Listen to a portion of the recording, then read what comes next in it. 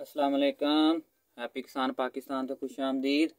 लो जी दोस्तों, अज तुहाडी खिदमत दे विच आरफ वाला गल्ला मंडी और साहिवाल गल्ला मंडी के रेट लैके तुहाडी खिदमत हाज़र आ जी।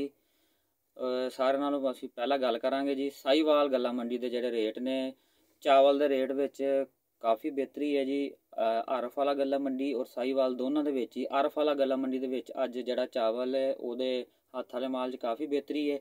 और सारे नालों पहलां असीं गल करांगे जिहड़ा है अपना साहिवाल गल्ला मंडी दे विच 1509 की जिहड़ी अज मार्केट सी, जिहड़ा हत्थ वाला माल कटर वाला माल सी, वड्डे हारवैस्टर वाला माल सी, गिल्ला माल वो 4000 तो लैके 4300 रुपये तक साहिवाल गल्ला मंडी दे विच सेल होया। जिहड़ा कबूटे वाला माल सी वो 4100 रुपये तो लैके 4500 रुपये तक सेल होया जी साहिवाल गल्ला मंडी दे विच। और हत्थ वाला जिहड़ा खुश्क माल सी वो 4500 रुपये तो लैके 4750 रुपये तक साहिवाल गल्ला मंडी दे विच अज 1509 जिहड़ा सी वो सेल होया। जे असीं मक्की दी गल करिए तो मक्की जिहड़ी नई मक्की आई है 1900 रुपये तो लैके 2100 रुपये तक। जिहड़ियां खुश्क ढेरियां चंगा माल सी वो 1900 रुपये तो लैके 2100 रुपये तक साहिवाल गल्ला मंडी दे विच सेल होया।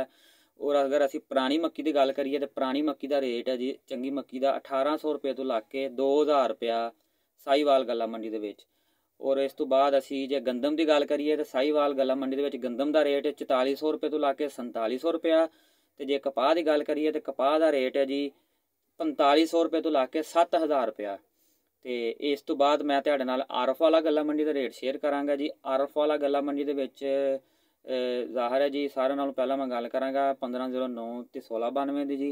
1509 ते 1692 के जिहड़े अज दे रेट सी, जिहड़ा गिल्ला माल कटर वाला हारवैस्टर वाला जी वो विकया जी 3500 रुपये तो लैके 4000 रुपये तक।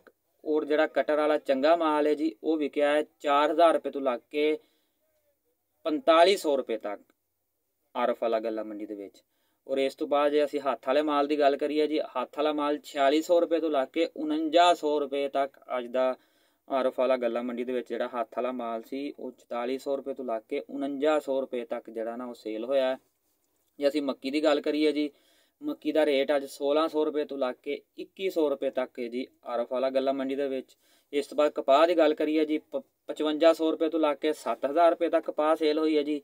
सरसों की गल करिए जी 5300 रुपये तो लैके 5900 रुपये तक जी सरों का रेट है जी अज आरफ वाला गल्ला मंडी दे विच। तिलों की गल करिए जी 16500 तो लैके 17800 रुपये तक रेट है जी आरफ वाला गल्ला मंडी के अज के रेट तुहाडे नाल शेयर किए। लो जी चावल के हवाले नाल काफ़ी बेहतरी है।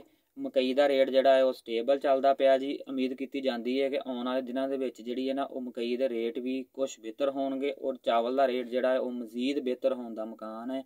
तो दोस्तों हैप्पी किसान पाकिस्तान की अज दे वीडियो आरफ वाला और साहिवाल गल्ला मंडी के रेटों के बारे सी। वीडियो अच्छी लगे उन्होंने लाइक कर दिओ, दोस्तों को शेयर कर दिओ और हैप्पी किसान पाकिस्तान को सबसक्राइब कर दिओ, बैल आइकन को दबा दिओ ताकि मजीद इस तरह दी वीडियोज़ तुहानूं देखण नूं मिलदियां रहन। अल्लाह हाफिज़।